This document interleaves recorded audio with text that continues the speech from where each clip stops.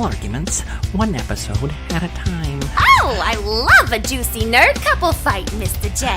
And here's your hosts, Jen Page and John Curtis. She know how to love me like a nerd. Good morning, nerds. Hey, nerds. Hey, on today's show, in Nerd Approved, we're going to do a recommended autobiography that comes from one of Hollywood's biggest stars. We'll also share thoughts on the new Nicolas Cage movie, The Unbearable Weight of Massive Talent. And ask the question, is Nicolas Cage one of the greatest actors of all time? Or are we just infatuated with the roles he chooses? First up, our top 10 new TV shows you should be watching. Nerd couple. Nerd Top 10. Da-da-da. Good morning, nerds. Thank you for being here with us. Top 10 shows. Okay, here's some caveats. These are shows that are new. At the most, they're in their second season, but we feel like we're not hearing enough about them on the internet. So we're like, are you not watching them? So we want to bring them to your attention because we want more episodes, more seasons.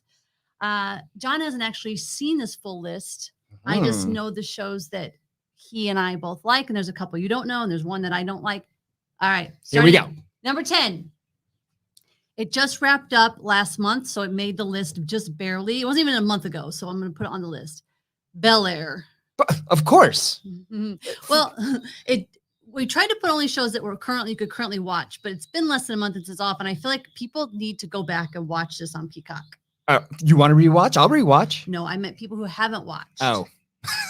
So if you do start watching it, the first episode's a little heavy-handed and it's a little forced, but they need to do all that to get us to Bel-Air.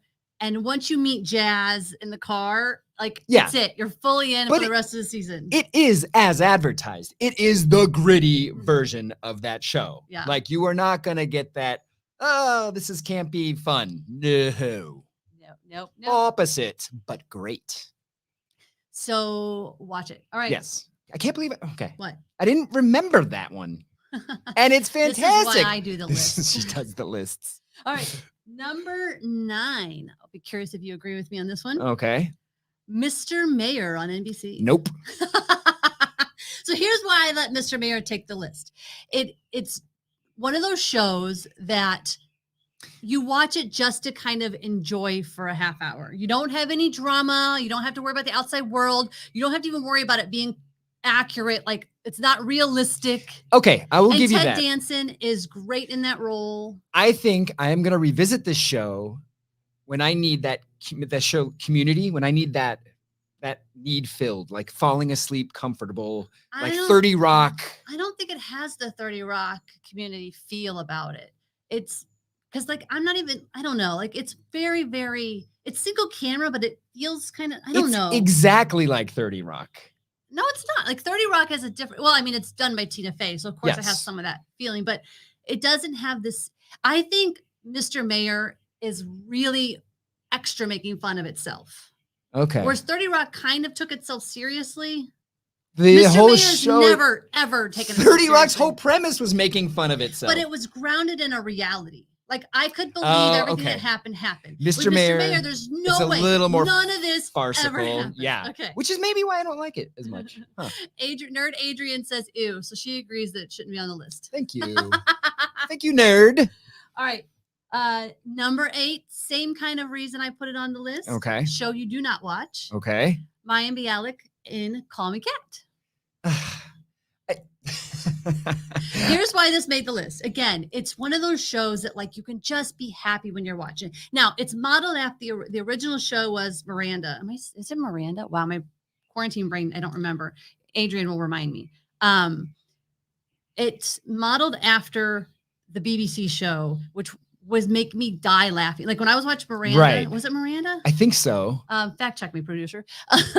I would die laughing, like every episode crying, laughing. I remember laughing with you on that one too. Call Me Kat doesn't do that, but I have a smile on my face the whole time. Leslie Jordan is always fun to watch no matter what show he's in. Isn't it a little vanilla?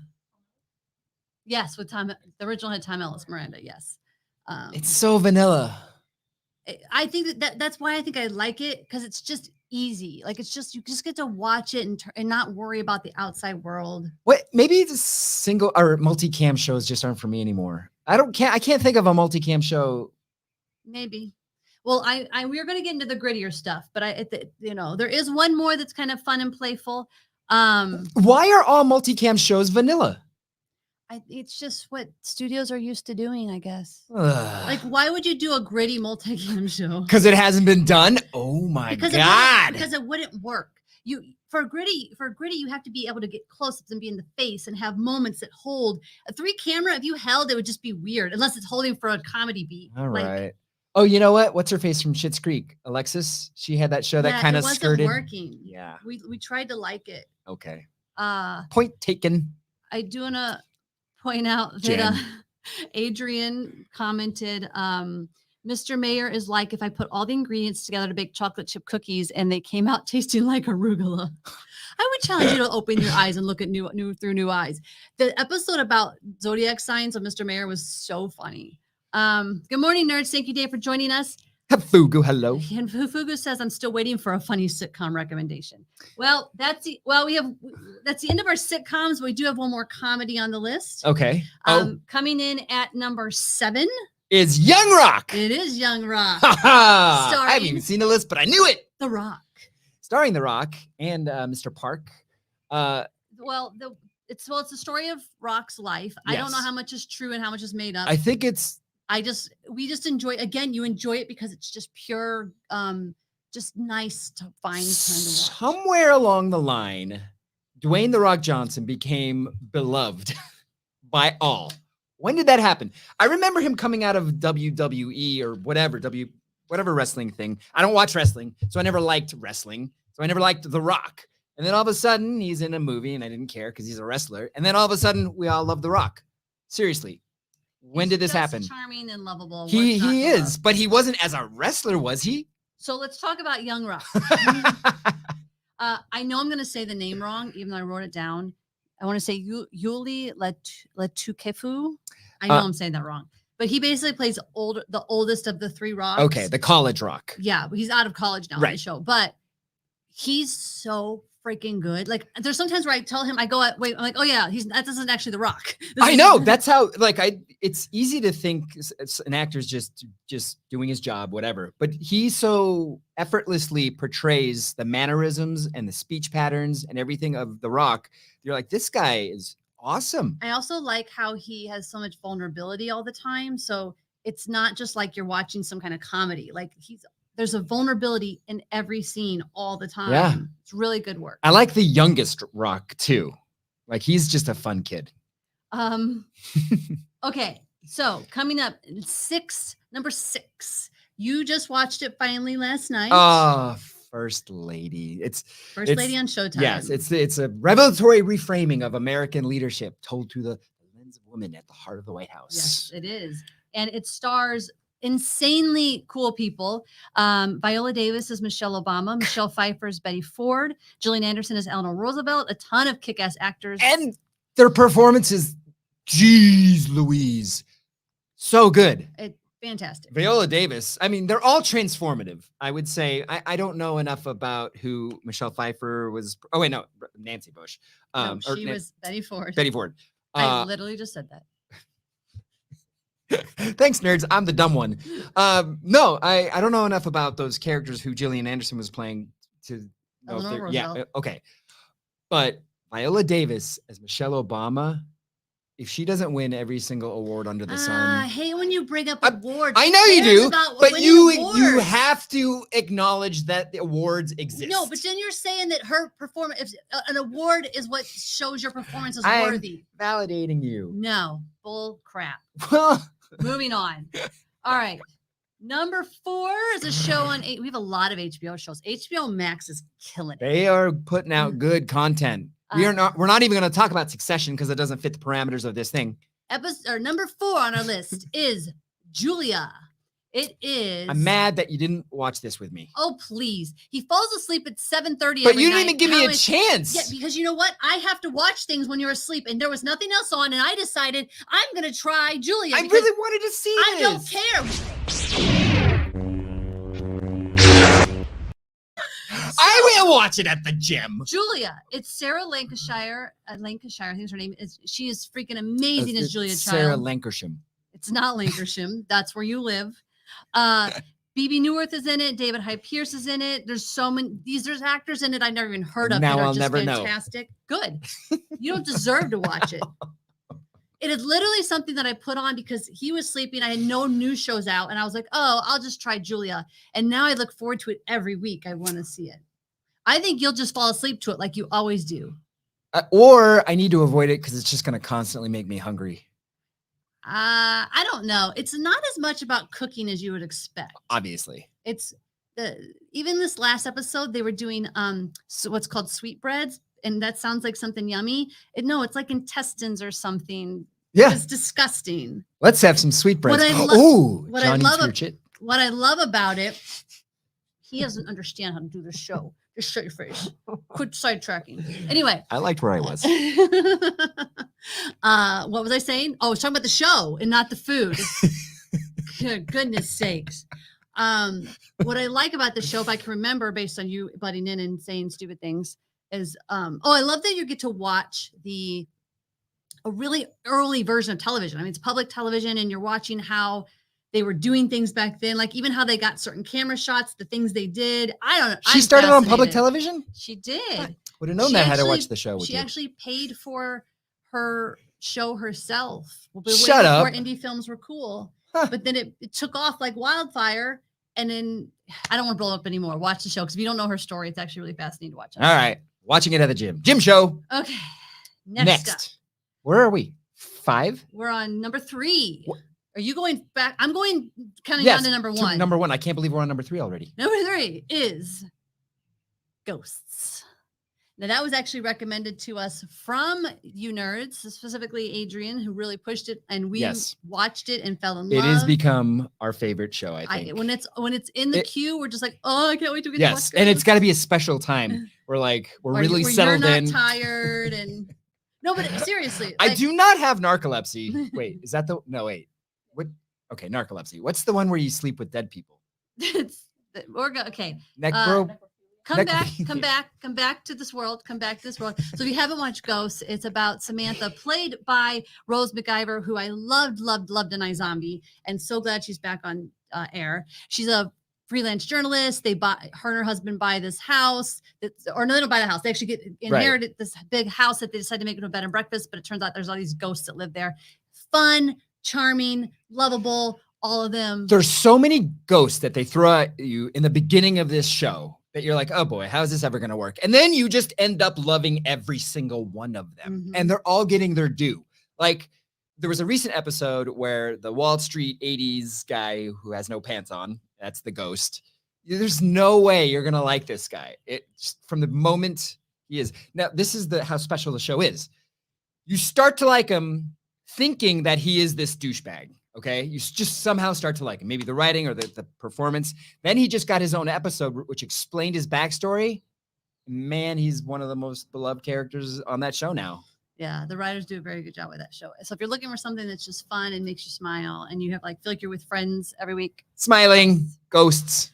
Okay, number 2 is Winning Time: The Rise of the Lakers Dynasty, which honestly, I love this show, but I didn't even know the name until last night. I just been calling it the Lakers Show. I'm really glad that you like this show because I didn't think you were going to like it. I hated it the first episode. I didn't think there was no need for us to break the fourth wall. There's really no need. They keep breaking the fourth wall. You don't need it. It's stupid. There's no need to go back and forth into this 16mm film and then this treated HD. I'm finally in it enough that it doesn't bother me.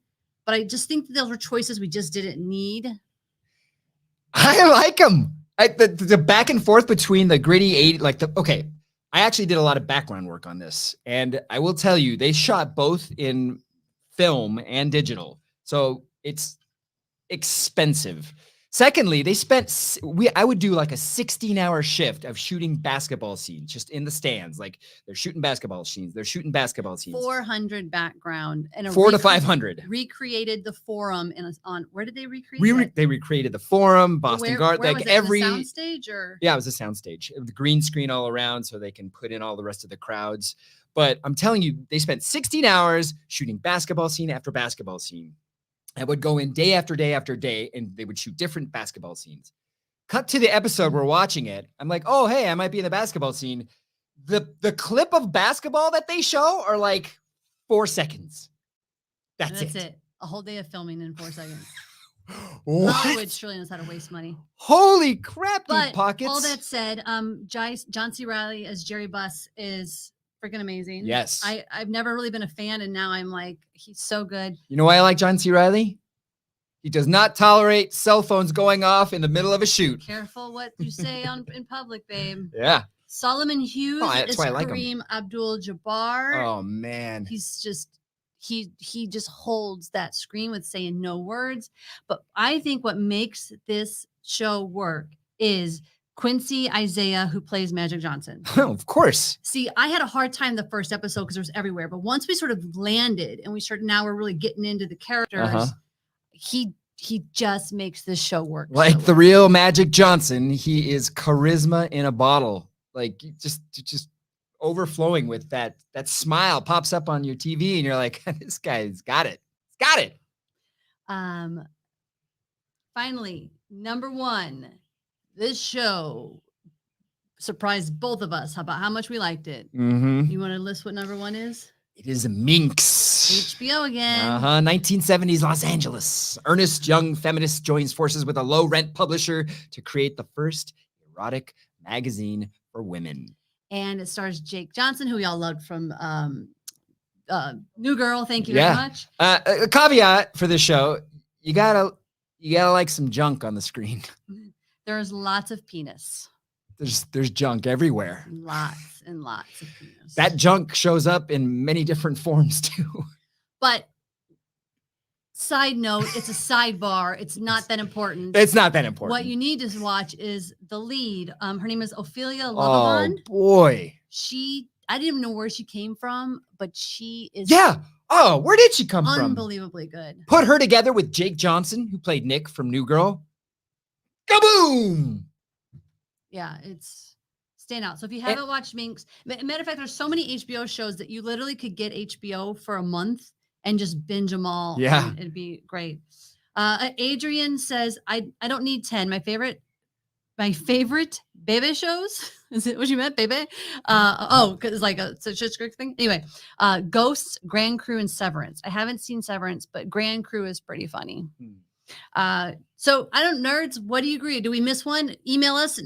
What's our email? nerdcoupleshow@gmail.com, or go to our Facebook group and yell at us and tell us we forgot something. Not going to talk about Halo, huh? We'd love to have you. Oh, do we miss that? Huh. I'm not interesting. Okay, wait, no. I swear to God. I swear to God, it was on here. You know how no, it is. Look. I skipped number 5. Interesting that you skipped the one you don't like. It's not bolded. I swear, sense a nerd argument. Not on purpose. Well, I'm going to talk about Halo. Okay, number 5 show, which actually should be number 12, but fine. We gave it number 5 because It you liked should it so be number 1. Oh, over Minx, Yes. over Lakers. I'm going to tell you why. Bull. He's fallen asleep watching it before. Nope. So he's never fallen asleep watching Nope. Minx. This is why Halo rose to the top. Okay, it started off as something very comfortable for me because it was a video game that was very precious, near and dear to my heart. That's how it started off. And now it's settling into its own. The story, the characters are all gelling. It's more than just comfortable now. It is an amazing show that punches back. I would be curious how many of you nerds watch Halo who didn't play the game. You know what? I would love that. But like it. Because I was kind of okay with it in the first episode. There's some stuff going on, and then it just got really boring, and I couldn't stick with it. It gets so good. Nerds, is there any nerd out there who has not played Halo, who's seen Halo? I need to know. Not seen Halo. They've seen it. Not who played Halo, likes the video it. game, but seen Halo, the TV show that likes it. I want to know. I want to know what their opinion is. So that's it? That's your whole Halo rant? That is my Halo rant. You made it sound like you had a whole thing. Well, I cut it short because someone forgot about it. Why does that mean you can't do your thing? I rapped. Yeah. Moving on. Move on. Can you believe he said that? Ronald, I agree with them. It's completely mental. Sorry about him. Carry on. Sorry about him. Ron or sorry about me? I knew we should never agree to that one. On last week's show, I said I would fight to my grave that Face Off is a good film. You guys challenged us to watch it with modern eyes. We accepted the challenge. And now we want to ask, is Nicolas Cage, one of the greatest actors of all time? Or are we just infatuated with the roles he chooses? I don't know how to answer that just yet, but I will say, watching Face Off, with new eyes, I actually had more appreciation for him than I ever have before. And I went into that watching Face Off again, like rolling my eyes. I'm going to have a good time because I liked it back then, but it's going to be stupid and cheesy. No, I liked it way more. Well, a lot of times you were like, "Oh, brother." I'm like, "Why, oh, brother?" It's an action movie. It's supposed to be realistic. Yeah. Well, okay, some of the 90s shtick you're not going to get away from, but let's talk about what they're doing, John Travolta and Nick Cage, in this movie. Well, that's what I'm saying. Where Nick Cage, I don't want to talk about Face Off. This is about Nick Cage, but like there was moments in there where once Nick Cage is his face has changed and now he's John Travolta inside of Nick Cage.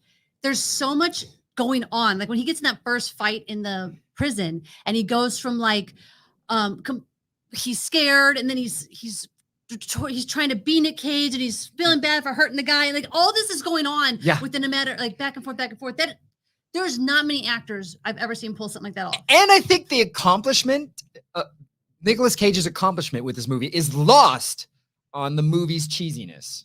I don't think the movie's cheesy. I'm sorry. I still think it was good.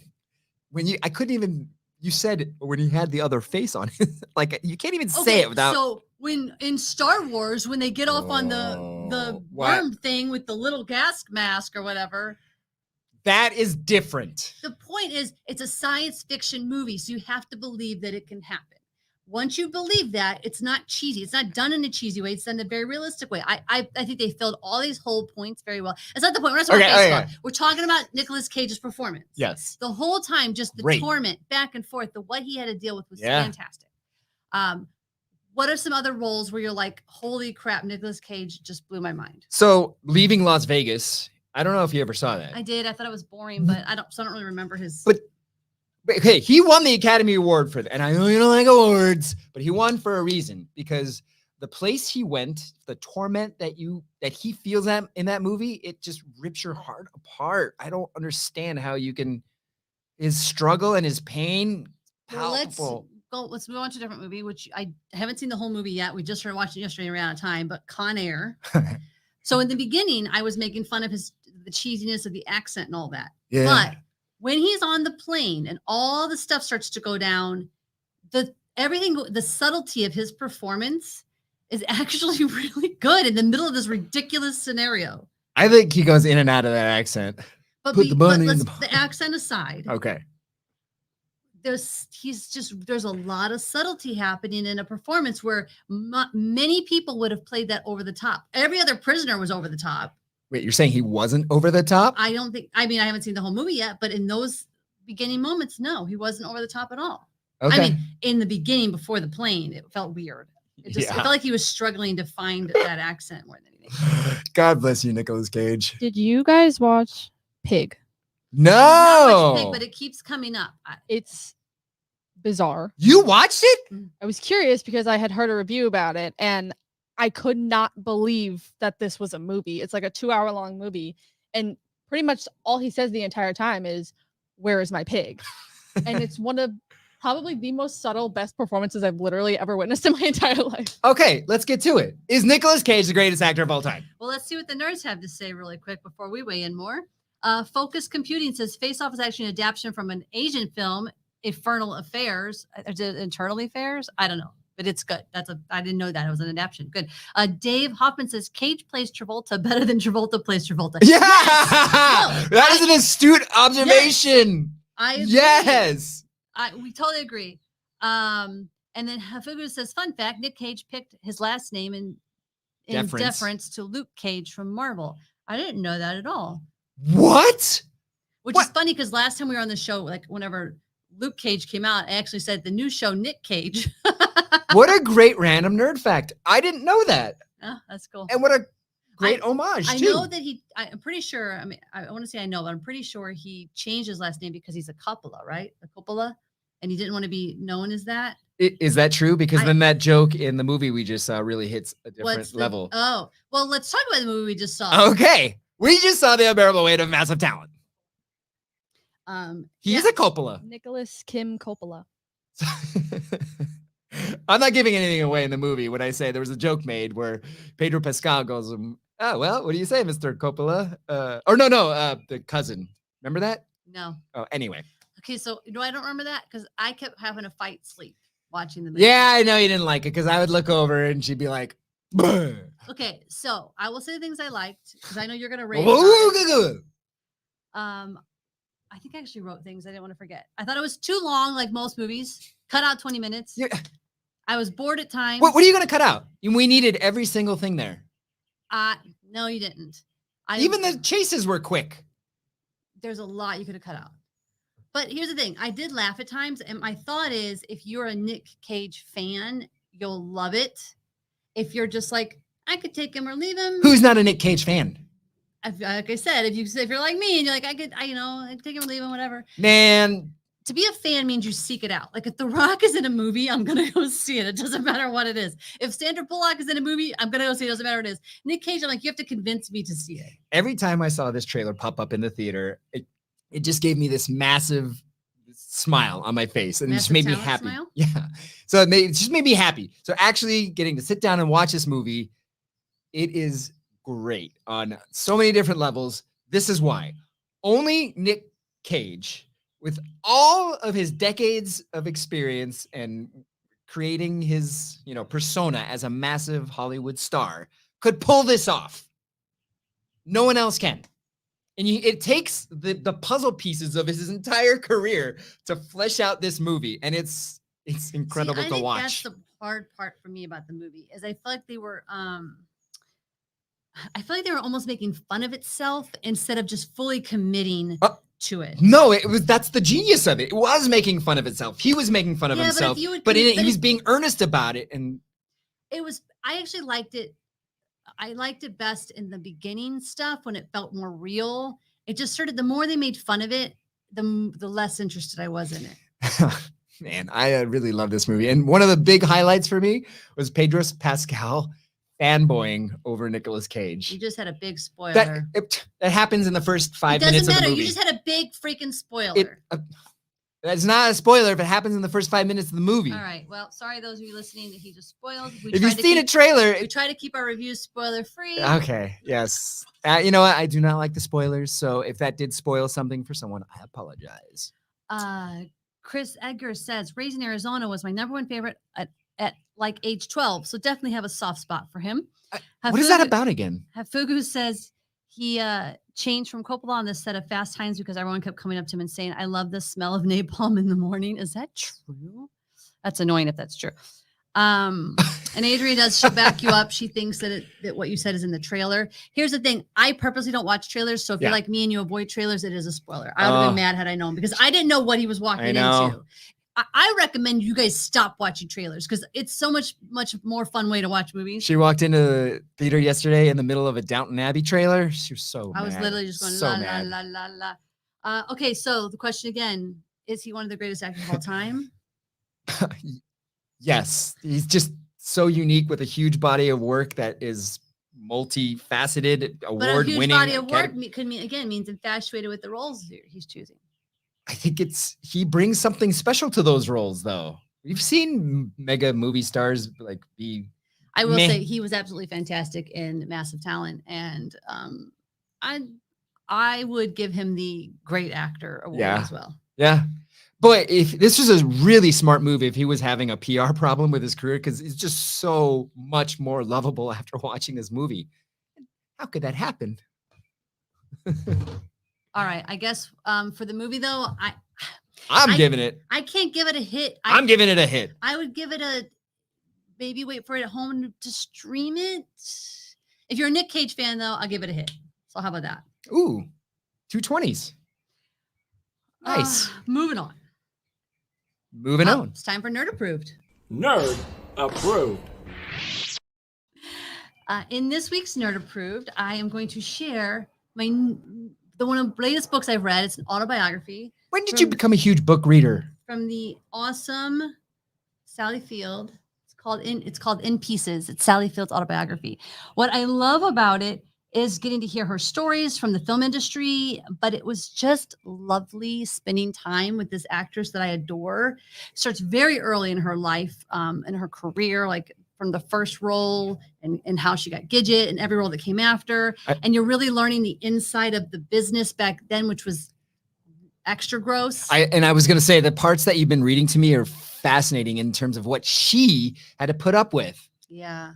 And not just like as a newbie or a beginner, like she was already starting to become established and she had to deal with this gross Hollywood. Well, also she never fully got comfortable in her skin. Like we're watching her our whole lives thinking she's one of the best actresses that's ever lived. Yeah, look at and she's the whole time going, you know, am I going to get into the next role? Am I good enough? Like it's crazy to think someone so good had all those, but you know, people are people, I guess. One of my favorite stories was the Norma Ray story because she talks about one, it's her first sort of lead where she's holding the whole movie and her mom and her watch it at the screening room and her mom's quiet after, doesn't rave, doesn't say anything. And then well, where did it screen? No, I'm getting there. Oh. If you would just let me do my story for once. So she's thinking maybe this isn't good. And then it gets into Cannes. So she's like, I'm just going to go because I've never been, I want to go. And she's told how the Cannes audience will like leave if they don't like it, like they'll leave in the middle of the movie. They have known to boo. At the end of the movie, the movie ends and it's quiet. And she's like, well, at least they're not booing and they didn't walk out, but it's quiet. And then they turn the spotlight onto her and everybody jumps up screaming and cheering and I just thought it was the way she tells it is beautiful though. Like there were so many times where I would leave a chapter and I would at the end of the chapter and I would just be sad. Like that was such a horrible story, but that was one time where I was like, I love it. And I wanted to share it with you guys. Nerd approved. It is nerd approved. And Justine says Sally is definitely one of the greats. That's so nice. All right. I want to show some more happy stuff. What happy stuff you got? It's time for a happy nerd meme. Oh, you know I love me some good happy nerd meme. So this week's meme is less a meme and more me. Yes, I like that. Just a little taste of some dumb stuff you'll get if you follow us on TikTok that we just started. Oh boy. It's very scary. Very scary. We're too old to be there. What? We're not, even though we do this show, we're not very public people. Like we don't do selfies and things like that. So it's very scary. But luckily our producer and my daughter, Harley, has been helping us push us along. But here's a little taste.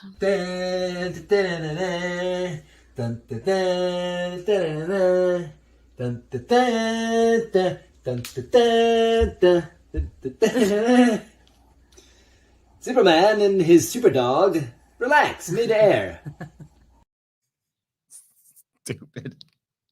Stupid. You know what? The funny thing is, he actually tried to lay on the floor because Wicket was doing the Superman. She was doing the Superman. And then, of course, as soon as she lays down, she moved her legs out of the Superman position. But you still committed. I committed because she looks so cute. Yeah. Okay. Well, that's it. That's our show. Oh, thanks, nerds. It's over. Honestly, Ron, do you expect them to be here all day? No.